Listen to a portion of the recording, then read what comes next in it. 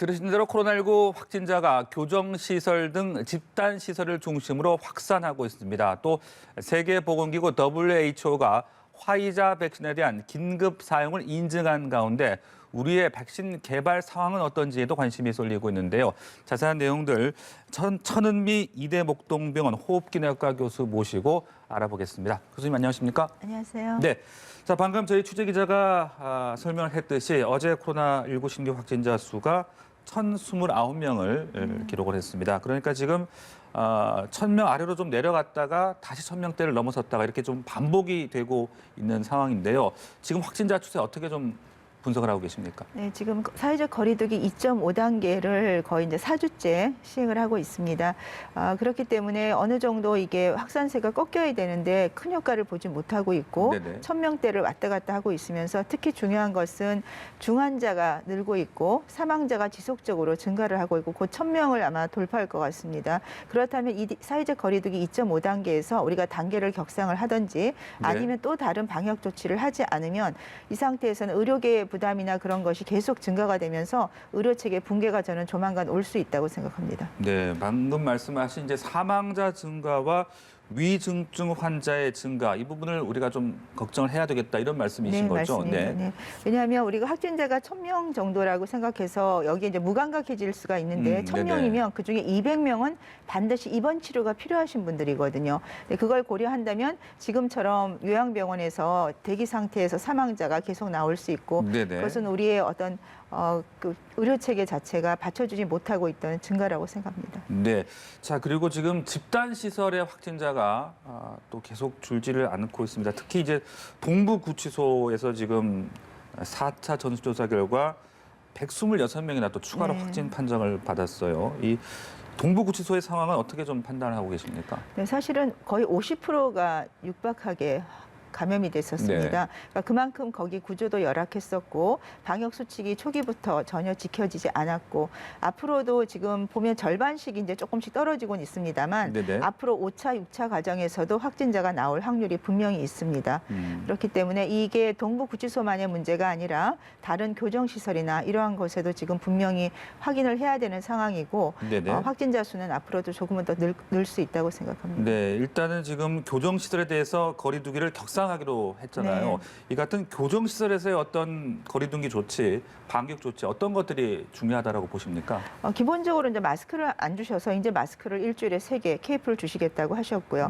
그리고 이제 수용자가 이렇게 감염이 됐을 때 사실 전수검사를 거의 3주 만에 하셨거든요. 그러다 보니까 이제 전국 교정시설에 대해서 전수검사를 이제 시행하겠다는 거죠. 둘 다 굉장히 늦은 거지만 지금 하시겠다는 거고 또 하나는 교정시설 내에서 사회적 거리두기 3단계를 격상을 하신 거잖아요. 그러면서 접견이라든지 거기에서 작업이라든지 이런 것을 제한을 해서 사람과의 접촉을 막겠다는 거고 사실 동부구치소 같은 경우는 우리가 미수결자들도 계시기 때문에 이게 외부로 왔다 갔다 굉장히 많이 하는 곳이었어요. 그렇다면 분명히 마스크라든지 외부인의 신입이 들어올 때는 검사를 했었어야 되는데 굉장히 방역 수칙이 안 지켜졌던 것 같고요. 또 밀집도를 낮추기 위해서 1월 14일까지 모범수라든지 고령자, 기저질환자는 아마 최대한 가석방을 유도를 할 것 같습니다. 그리고 인천과 수원교도소 같은 경우도 아파트형의 그런 밀집도가 높은 교도소이기 때문에 그쪽도 아마 전수검사를 시행하기로 했고 지금 제가 말씀드린 어제 법무부에서 발표한 대책들은 사실은 초기 방역에서 반드시 지켜졌어야 되는 것이라고 생각합니다. 네, 거리두기 조치가 조금 더 일찍 나왔어야 된다. 네, 맞습니다. 그런 말씀이신데 또 이런 가운데 서울구치소에서는 확진 판정을 받은 30대 남성이 구급차에서 대기하다가 숨지는 또 안타까운 상황이 발생했습니다.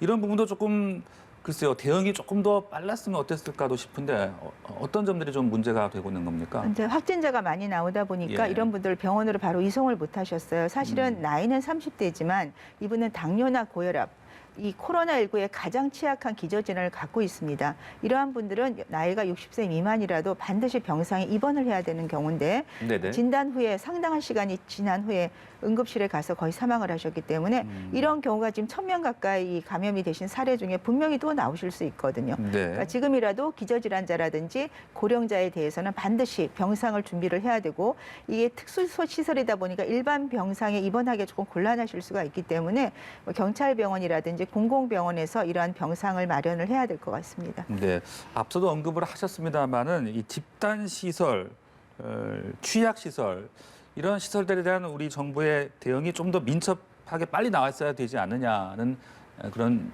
이야기들도 나오고 있습니다. 네, 네. 지금 사망자가 나오고 확진자가 많이 나오는 것이 대부분 우리 요양시설, 재활병원 이런 지금 구치소 같은 곳이었어요.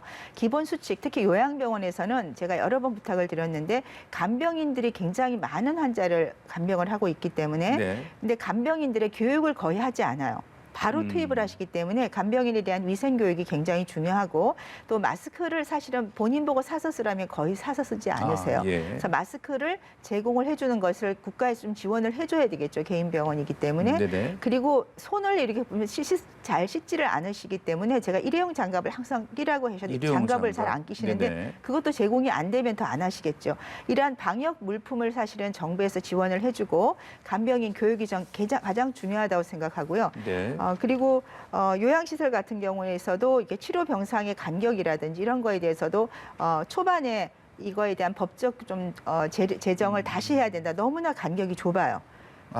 그런 상태가 감염의 그 고리를 마련했다고 생각하고 또 하나는 이런 요양병원은 새로 이제 환자들은 들어올 때 PCR 검사를 하지만 이런 종사자라든지 간병인은 검사를 하지 않았어요. 그렇기 때문에 그분들에 의해서 감염이 되시기 때문에 일주일에 한 번 정도 반드시 전수검사를 주기적으로 해야지 이 동부구치소 같은 사건이 발생하지 않을 수 있거든요. 네. 그런데 PCR 검사를 전국적인 곳에 다 매주 할 수는 없기 때문에 PCR 검사에다가 제가 신속항원 검사를 좀 키트를 제공해서 전수 검사를 계속 하게 되면 분명히 초기 한두 명이라도 확진이 될 수 있어서 네.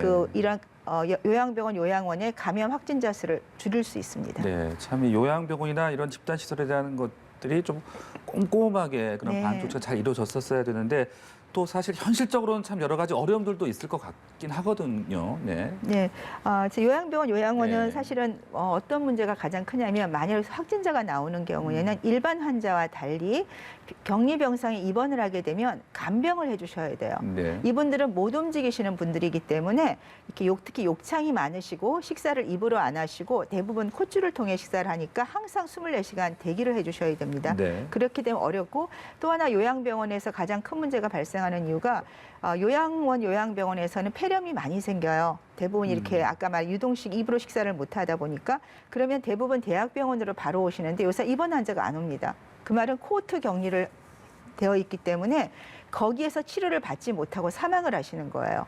그러니까 간병인도 없고 간호 인력이 부족한데 간호사분들이 그분까지 간병을 제대로 못하니까 치료를 제대로 받지 못하는 과정에서 네네. 폐렴이나 폐혈증이 오는데 대학병원에 이송이 안 되죠. 격리된 상태이니까. 그러니까 그 안에서 사망을 하시는 숫자가 코로나로 감염된 숫자보다 감염되지 않고 치료가 안 돼서 사망하는 숫자가 더 많다는 겁니다. 이 점을 정부 당국이 정말로 인지를 해주셔야 되고 그래서 제가 초기 진단, 초기 치료가 중요하지 중환자 병상을 많이 만들어서 이송을 한다. 중환자 병상을 만들어도 의료 인력도 없고 간병 인력도 네네. 없어요. 그러니까 치료를 지금 반대로 하셔야 되는 거예요. 그러니까 그런 점을 정부 당국이 조금 꼭 인지를 해주시면 감사하겠습니다. 알겠습니다. 자, 이런 가운데 정부가 이제 내일 거리두기 조정안을 또 발표를 할 예정입니다. 글쎄요, 지금 이 3단계로 격상을 해야 할지 아니면 지금 이 단계를 계속 유지하고 연장을 해야 될지 어떤 쪽으로 좀 무게가 실려야 된다고 보십니까? 지금 2.5단계에서는 정체 구간이죠. 그런데 우리 국민들이 정말 많이 지켜주고 있어요. 제가 어제 잠깐 나가봤더니 식품 매장에는 사람들이 참 많아요. 왜? 집에서 네네. 다 식사를 하시겠다는 건데 식당에 사람이 정말 없습니다. 그렇죠. 네. 네, 그 말은 5인 모임을 해서 그런 것이 아니라 코로나의 위험성을 알고서 모임을 안 갖고 있는데 지금 1000명에서 계속 벗어나질 못하고 있습니다. 네. 그 말은 뭔가 다른 격상이 필요하거나 아니면 3단계 격상이 어렵다면은 다른 어떤 지침, 그래서 제가 재택근무라든지 이런 쪽으로 사회생활을 조금 차단할 수 있는 방역 대지침이 다시 필요하다고 말씀드리고 싶습니다. 네. 3단계 격상이 현실적으로 조금 부담이 된다라면 지금 단계에서도 좀 더 사실상 좀 더 어떤 조치들을 좀 격상해야 된다 이런 말씀을 그렇죠. 이해하면 되는 겁니까? 예, 네. 사람과의 접촉을 차단할 수 있는 것은 사실은 우리 30대에서 50대 사이에 직장 생활에서 감염이 되는 게 제일 많거든요. 네네. 네, 그 방법을 차단할 수 있는 방법이 필요할 것 같습니다. 알겠습니다. 자, 이 우리나라도 우리나라인데 해외 상황도 지금 계속 좋지가 못합니다. 미국의 경우에는 지금 사망자와 입원 환자 수가 계속 최고치를 기록을 하고 있더라고요. 또 영국도 지금 최고치를 경신하고 있고 일본도 확진자 수가 지금 계속 급증을 하고 있습니다.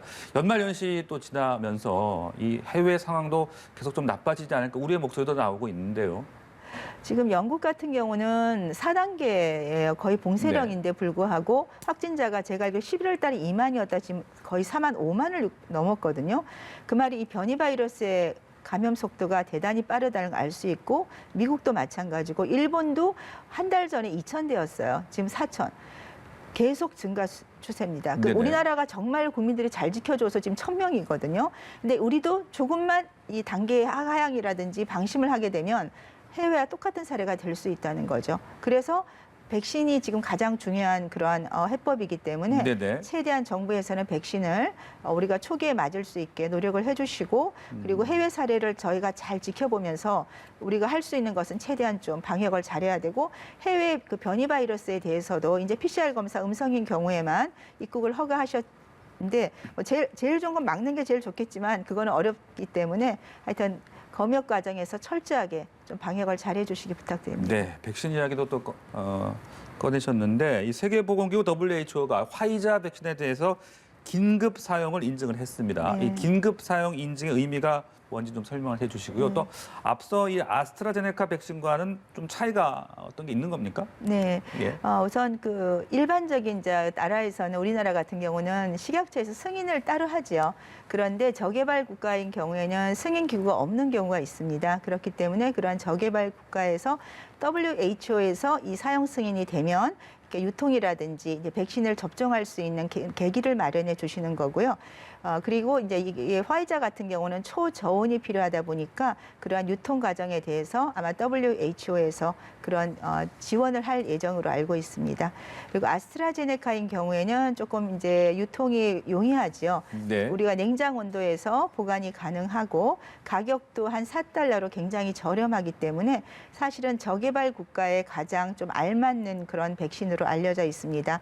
단지 아스트라제네카 백신은 아직 유럽이나 미국의 승인은 조금 어려운 것이 아스트라 자체에서 유럽이나 미국에 자료를 아직 제출하지 않았습니다. 그리고 미국 같은 경우는 추가 임상이 조금 늦어지면서 아마도 지금 그 승인 날짜가 4월까지 미뤄질 수 있다는 보고가 나오고 있습니다. 네, 자 그렇다면은 우리나라 백신과 치료제 개발 지금 어디까지 와 있는지도 많은 분들께서 궁금해하실 것 같아요. 우리나라 백신은 아직 조금 단계가 1상에서 2상 정도로 되어 있습니다. 하지만 6개 정도의 백신이 지금 임상 1상 이상에 들어가 있고 아마 빠르면 올해 말 정도에는 저는 한 2-3개 정도는 백신이 성공하지 않을까. 그렇게 되면 우리나라도 이 코로나19가 만일에 변이를 해서 새로운 백신이 필요하다면 또 그 플랫폼이 있기 때문에 개발이 가능할 것 같고요. 치료제는 좀 여러 한 15개 회사의 제품이 지금 개발되고 있는데 그중에 조금 눈에 띄는 거는 항체 치료제죠. 항체 치료제는 우리가 초기에 이렇게 바이러스가 들어왔을 때 바로 접종 주사를 하게 되면 예방 효과가 있고 초기 단계에서 입원을 줄일 수 있는 그러니까 바이러스 양을 확 줄일 수 있기 때문에 입원을 줄일 수 있는 그런 장점이 있습니다. 그렇지만 미국 같은 경우에도 이 항체 치료제를 많이 사용하지 못하는 게 가격도 좀 비싸지만 진단을 늦게 받게 되면 이 항체 치료제가 크게 효과를 발휘하지 못합니다. 그래서 초기 단계에서 조기 진단 후에 주사를 하게 되면 효과를 볼 수 있다고 생각합니다. 네. 자, 지난 2020년은 정말 뭐 코로나로 시작해서 코로나로 끝난 참 힘든 한 해였습니다. 2021년 새해 글쎄 코로나가 좀 누그러지고 있다는 소식이 들려질 수 있을지 또 백신이 좀 잘 개발돼서 우리가 좀 안전하게 생활할 수 있을지 좀 길게 흐름으로 봤을 때 여러 가지 또 중간중간 변수도 있겠습니다만은 어떻게 좀 전망해 볼 수 있겠습니까? 네, 정말 100년 세계사에 이렇게 어려운 한 해는 없었던 것 같습니다. 학생들은 학교를 못 간 지 1년이 됐고요. 자영업자들은 정말 생계에 몰려 있습니다. 다행스러운 것은 백신이 정말 초고속도로 개발이 돼서 올해부터 지금 접종을 시작을 했기 때문에 아마 상당수 국가에서 내년 3, 4월이 되면 한 일부에서는 분명히 집단 면역이 형성될 수 있고 우리나라도 빠르게 접종을 하면 2분기, 상반기에는 접종이 끝나서 집단 면역이 형성이 된다면 내년 하반기에는 우리도 여행이라든지 네. 그런 경제 활동이 돌아갈 수가 있습니다. 그러니까 단지 올해 하반기가 되겠죠. 그렇죠. 네. 저개발 국가인 경우에는 아직 백신 수급이 원활하지 않기 때문에 내년까지는 이 코로나19에 대해서 위험성을 일부 갖고 있지만 네. 저는 희망적으로 생각해서 내년 상반기까지만 우리가 잘 이 위기를 극복하면 네. 일반 생활, 우리가 원하는 생활을 누려볼 수 있지 않을까 알겠습니다. 기대합니다. 새해에는 참 코로나19가 우리 좀 잘 극복해낼 수 있는 희망 간절하게 좀 가져보겠습니다. 교수님 고맙습니다. 감사합니다.